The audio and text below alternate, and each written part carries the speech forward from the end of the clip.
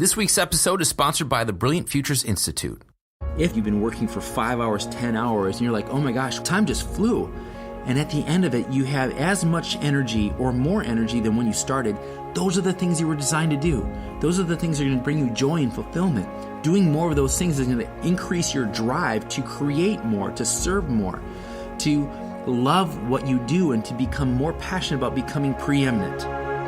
Welcome to the Preeminence Podcast. You cannot be a courageous leader if you're not vulnerable. Your legacy is every life you've touched. The only thing that changes our life long term is when we raise our standards. And now is the time to take risk. The way it's always been done isn't necessarily the way it should be done. What is your dream? What do you think 2050, 2100 is going to look like? The most incredible sort of mystery, I think, is now the question of what comes next. Stay hungry, stay foolish. Welcome to the Preeminence Podcast. I'm your host, Matthew J. Peters. Visit preeminence.tv to learn more about how to create a preeminent presence for your business, organization, or personal brand. Be sure to subscribe on iTunes, Google Play, Stitcher, SoundCloud, or just ask Alexa to play the Preeminence Podcast. Let me ask you a question. Are you still a solopreneur? What is a solopreneur? It's exactly what it sounds like. I can do it all by myself. That's right. You think you can do everything by yourself. You're the Lone Ranger. You're Rambo. You can do it all. I can be the graphic designer. I can run my Facebook ads. I can serve all my people, all my customer service emails. I can do the teaching. I can go deeper into my craft. I can be on camera. I can be behind the camera. I can do my own podcast. I can do it all. If that is what you've been doing, let me tell you this. You're taking too long. Everybody is passing you up. If you think you can stay relevant by doing it all yourself, you are in for a rude awakening. Let me explain. If I want to have decent customer service, I need to make sure people are responded to right away. If I have training, I need to make sure my training is up to date. If I'm going to be creating media, I need to learn that software. You can't do it all. You can't do it all. So you need to have people around you. The era of the solopreneur, or like the mystique of being a solopreneur, is coming to an end. You just can't keep up. The stakes are too high. I'm going to lead you through an exercise here that's going to really help you, and it helped me. I learned this about 5 years ago, and this revolutionized my business. It revolutionized how I approached business. So this is an exercise you're going to enjoy. On a piece of paper, I want you to make a big cross. So I want you to cut a line down the center of the page, right, from top to bottom, cut the page in half, and then draw a line towards the top. So you have like a top margin, all right? So you should have it into 4 sections. On the top left, I want you to write, the top left corner, I want you to write things I don't enjoy and things I am not good at. On the top right, I want you to write things I do enjoy and the things I'm good at. That's it. And this powerful exercise is going to show you something. On that left side, I want you to start listing all the things that you hate about doing your day-to-day business, the things that take way too much time, the things that are confusing, the things that drain your energy. Listen, those emotions are there for a reason. A lot of those things you've been doing, it's just busy work. It's just adding to your confusion. It is lowering your productivity. It's lowering your enjoyment of serving. Write all those things down. On the right side, on the lower right side there, I want you to write everything that you enjoy about your business, everything you're good at. Once you do all those things, there's another step. There are some things that you're really good at that you could create a little system around, and you could hand that off to other people. You're really good at it, but it doesn't mean you need to be doing that for the rest of your life. Let me give you an example. I'm pretty good at creating graphics for Facebook covers, for podcast covers, for YouTube thumbnails. I'm pretty good at it. On a scale of 1 to 10, I'm probably at least a 6 or a 7. And guess what? I can do it fast. I can do it free. I can do it myself, right? No one can do it as good as me because I know what I want. And for me to communicate this to other people, it just takes too long. And then it's going to cost me something. This is the small thinking, the small future mentality. You are going to stay small if you keep there. This happened to me. I was a solopreneur and I was serving people, charging thousands and thousands of dollars and saying, it'll just take me a little more time. I can do it myself. If I have to hire somebody, you know what? It's just, I don't have the time for that. And then I got to go back and forth with communication. It's going to be inefficient and it's going to cost me money. I was so miserly that I was not spending any money on anything because I had been broke. I had no money at one point, so I knew that when I got money in, I want to hoard it and save it. That's not a way to grow a company. So once you have the things that you're good at, but you don't have to do it, they're kind of like what I call monkey work. It's the same thing over and over and over. Anytime you're going to be doing something more than once, think this. I got to do it a second time. Where you think you got to do it a second time, I'm going to make this into a system. Your system could be as simple as just making a list. I do this first, then this second, then this third, and you start writing it out. And as you write it out and you follow your directions, the third or the fourth time through, you say, oh, you know what, I forgot this step, or these are in the wrong order. After you do it about 4 or 5 times, you've got your system. Now you can keep that on a text document, or you can put that online on a site, something like Rike, WRIKE.com, Rike.com, or something a little more robust like Basecamp. A lot of people use that. There's a lot of project management systems, but the most important thing is you get it out of your mind and onto paper. Once you do that, you can now take that paper or take that as an email, copy and paste it into an email, and you can hand it off to somebody, and they can do at least 80% as good as you did on your own. The more you help them understand why you make the decisions, why did I choose this font? Why did I choose this color? If you're working on podcasts, how come I faded that audio like this and then I start speaking over 2 seconds past instead of 5 seconds past it starting to fade? Everything that you think that you're the only one in the world can do it because you're the master at this. Well, guess what? Almost everything that you think you are number one at, you can hand off. Out of the 100% of your business, there's probably about 1% that you do that no one else can do. That other 99%, you're holding on to other people's work. That's not your job. I'm not saying it's beneath you. I'm saying you need to move on and move past and afford yourself the right to give that work to somebody who enjoys that work. That's a job you're creating. So when I started out hiring someone to help me with YouTube videos. I would create YouTube videos for people, do the thumbnails, the SEO, descriptions, setting up their channel. I did it all. And when I wrote it out, I was surprised and stunned to find out it was over 100 steps. I was doing over 100 steps in going from contacting the client to learn what they needed to do, like doing the keyword research and everything, all the way through all those decisions and the creation of the material, all the way to the end of having a finished channel with finished videos on it.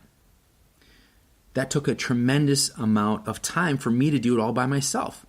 So I hired a guy and I said, here, I took all 100 steps and I gave it to him. I said, I need you to help me with these things. Here's everything, but I need you to help me with this section A and section C and so forth.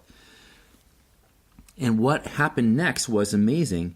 He was able to do my work the way I did it because I showed him, here's how I do it. And he just figured it out along with how I did it. He made some mistakes along the way and we corrected it, and the next time was better, third time was better, and by the fourth time, he was doing it just as good as me. And then he had perspective from what he used to do with YouTube videos. And he said, we're also doing this over here, and he actually made it better. Do yourself the favor and hire someone who's better than you. Go onto Upwork.com and start searching for the things on the left side of that paper that you don't enjoy doing and you're not good at. You need to replace yourself. How do I know what I'm good at and what I should be doing and what I'm not good at and what I shouldn't be doing? If you do this work, if you were to do this work for an hour or 2 hours or 5 hours or 10 hours, and at the end you are exhausted, at the end you're frustrated, you're like want to tear apart paper, those are things you shouldn't be doing. If, on the other hand, you've been working for 5 hours, 10 hours, and you're like, oh my gosh, time just flew. And at the end of it, you have as much energy or more energy than when you started. Those are the things you were designed to do. Those are the things that are going to bring you joy and fulfillment. Doing more of those things is going to increase your drive to create more, to serve more, to love what you do, and to become more passionate about becoming preeminent. You can't be preeminent at anything that frustrates you. Your mind won't allow you to do that. Anything that is frustrating to you, you need to find out, is this mission critical? Do we need to do it at all? Secondly, do I need to be the one doing this? If you don't, you need to hand it off if it needs to be done. If it doesn't need to be done, just drop it. And then, who do I need to have do this? What are the skills? What's the personality I want to work with? And what's the timing on this? What's the budget for that? This is kind of it's a big training here is to go from being a solopreneur to start hiring people. I went from being all by myself to having 16 people on staff, meaning I'd have a person to do just the graphic design. I have another person to take that graphic design template and they make all of the thumbnail video images for my videos. I had other people who did all the logos. I had people who did the magazine layout. I had people who shot the videos. I had people who edited the videos. I made systems for everything. I became a systems nut because I realized how inefficient I had been for years, how much it had cost me financially. You think it costs you to hire somebody. It's costing you to not hire people. You need to hire people who are better than you. You can't be taking everybody's job. There's other people in the world that have a job to do, and you're taking it because you think you can do it better than them. You need to hand it off to other people who are better than you. Let them improve your business. One of the pushbacks I get from people is, you know what? I see people who do this for $3 an hour. I just feel bad paying them $3 an hour. That is a cop-out. They are asking for $3 an hour to be competitive because they are hungry and they want the work. When they do the work for you and you pay them that $3 an hour or $5 an hour and you feel in your heart you need to be paying them more because here in the United States someone would be charging $35 or $65 an hour to do that website, give them a bonus. You say, you know what, you were on time, your communication was clear, you did great quality work. Here's the $60 for the work you did, and I want to give you another $20 bonus, and I want to give you another $50 bonus or whatever for just doing a fantastic job. The other thing you can do is I want to hire you again, but I want to increase your wages $1 an hour. You have the right to pay them more. So don't have the cop-out as I don't want to pay someone $2.30 who lives in Indonesia because that's just taking advantage of them. Get over yourself. All right, that's what they're asking for. You can always pay them more. So that's settled. The next thing is, no one can do it as good as me. Well, it's because you never told them, you haven't communicated what it is you want and how you make those decisions. So of course no one can do it just as good as you. But you need to create, here's what I need done. Here's the colors, here's all the information that they're going to need. And then anything about you is why I chose this, why I do it this way, you need to let them know that as well. And if you've done it in the past before and there's things that you like, graphic design is a great way to think about this. Here's some of the things I've made in the past. I'm going to show you some examples of things I said I really like, and I'm going to show those. Or examples you didn't make, something from your competitors. I really love these colors. I really love this layout. Can you do something like it? And then just put this information, this person's photo, and so forth. So don't have the cop-out of saying, I can't do it all myself because I can't afford it. No one can do it as good as me, or it takes too long for the back and forth communication. Those are just cop-outs. You're afraid of letting go of control. Once you can let go of that control freak issue that I had too, and you are willing to hire people who are better than you, they are not going to steal what you do. They're not going to steal your information. They're not idiots. These are people who know what they're doing. You just need to be a very clear communicator. Let them know what the expectations are, what the deadlines are, what the parameters of the task are.